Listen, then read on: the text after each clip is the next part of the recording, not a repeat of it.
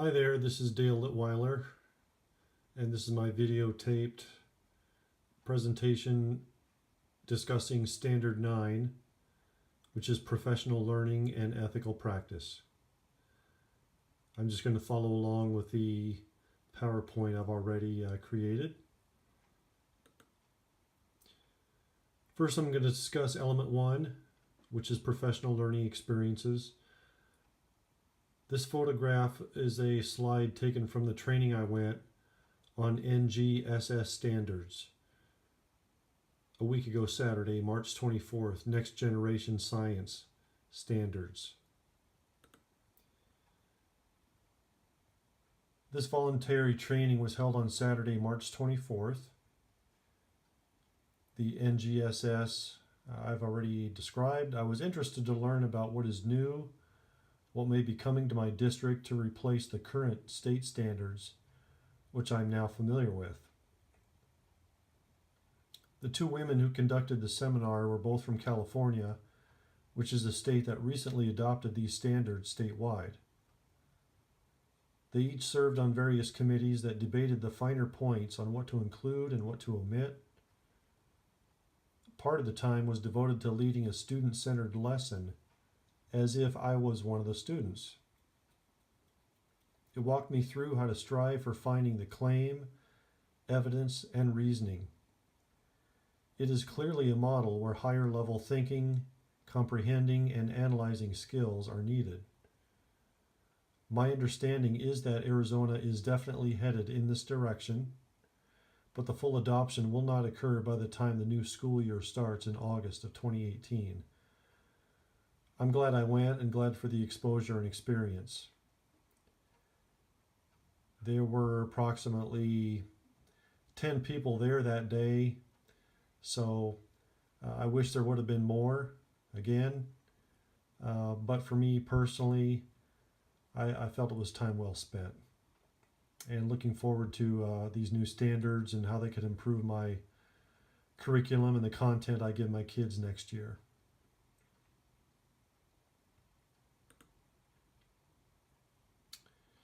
The next professional learning opportunity was from this slide here, the New Teacher Collaborative Network. And this session, session 7, was called De-Escalating Power Struggles Through Choice and Intervention.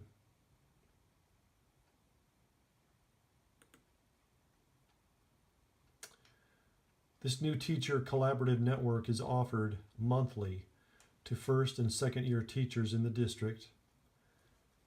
I attended the first session in August, also one in October, and then not again until this one in March. I had just too much going on. This session was led by two experienced teachers, each session lasting for approximately 90 minutes.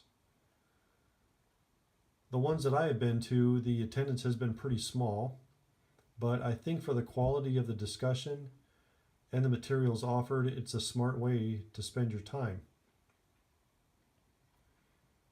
As the title indicated, today's meeting presented specific scenarios of what we may and do face in our classrooms in terms of non-compliance and uncooperative behavior from our students.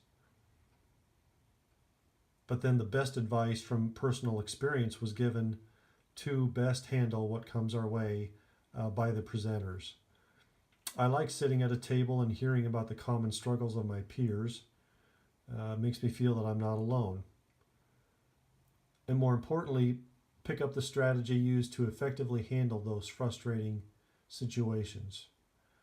I do plan to attend again in April. It was a nice cross-section that day. There was a music teacher, there was a first grade teacher, there was a fifth grade teacher, two high school, and also two seventh grade. So it was pretty nice to have it across the board.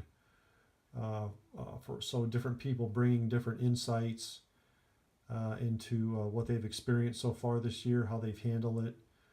But again, being receptive to some clear ideas from unbiased presenters like our trainers there was really helpful to me that day.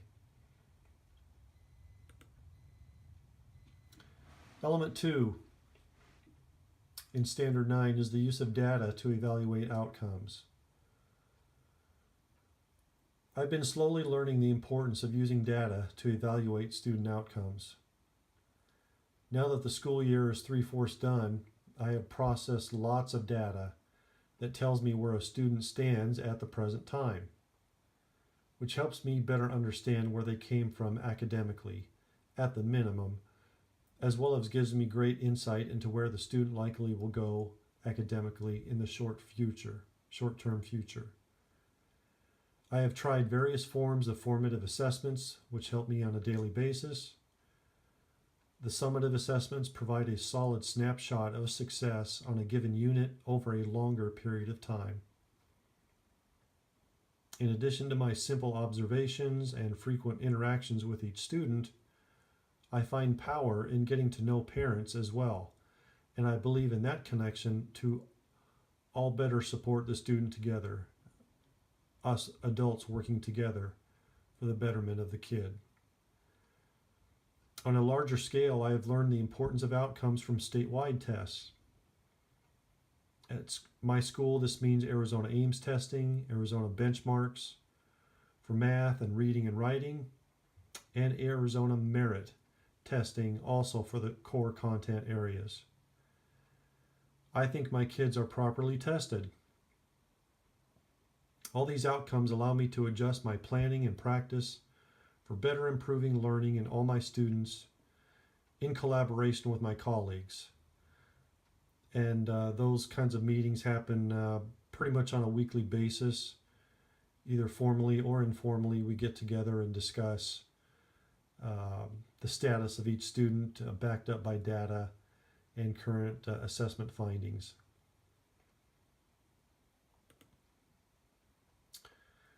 Standard 9, Element 3 is responsibility for learning. I take the responsibility for my student learning seriously. My only hesitation is knowing that there is a fine line that stems from this question to my students. How hard are you working for yourself? I do believe in consequences for choices, and if a student has the effort and attitude that justifies earning a D or an F, then I will not hesitate to document accordingly. To a very large degree, I think that was their choice. But I actually feel great when I know a student wants to benefit from my guidance so that they may earn a B or an A. In this case, I can honestly say I made a difference in this student's learning. The analysis and reflection this school year has come from my mentors, my Teach Now program, and my personal time that I devote to improving myself. The primary outside source for keeping me responsible for my kids has been my principal. Specifically, the 2 formal observations in October and March, where she guides me through a rubric and challenges me to effectively meet the expected proficiency levels in each of the 4 domains. I know as a second-year teacher next year I will go through the same process again. I find them somewhat stressful, but I know they will make me a better teacher.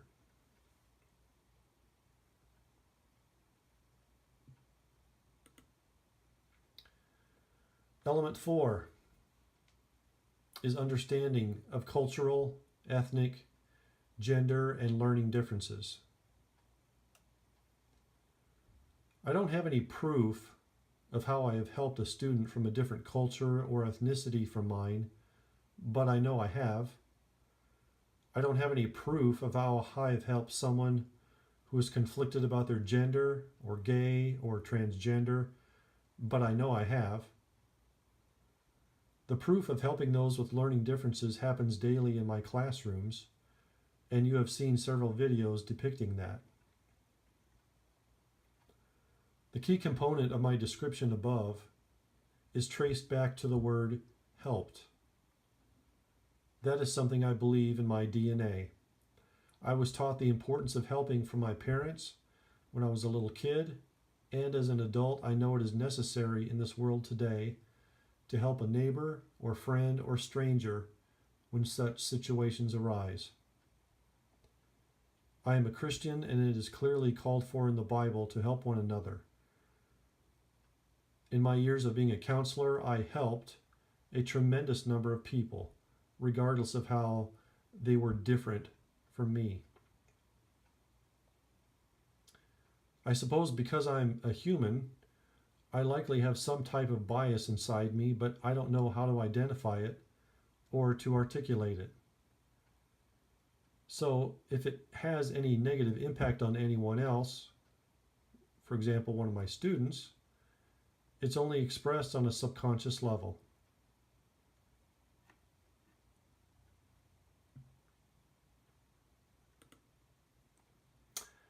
And element 5 in Standard 9 is called Use of Information and Technology. The principles and standards which I adhere to because it's who I am, both personally and professionally, are those which reflect a high level of ethics and professionalism. Again, I trust this has been conveyed in my videotape lessons with my students. Even going back to my time in graduate school, I found it interesting to learn about various laws and policies on a wide spectrum of areas. For a brief time, I even considered becoming a lawyer. But that didn't last long. My 2 careers of counseling and now teaching incorporate a high expectation for guiding my interactions constantly. Why? Because of the importance of interacting and influencing other people, particularly children now as I work with 7th and 8th grade. In a lot of ways, I see education evolving. For example, being able to better identify and use effective platforms of technology in the classroom and to share incredible amounts of information on a certain subject.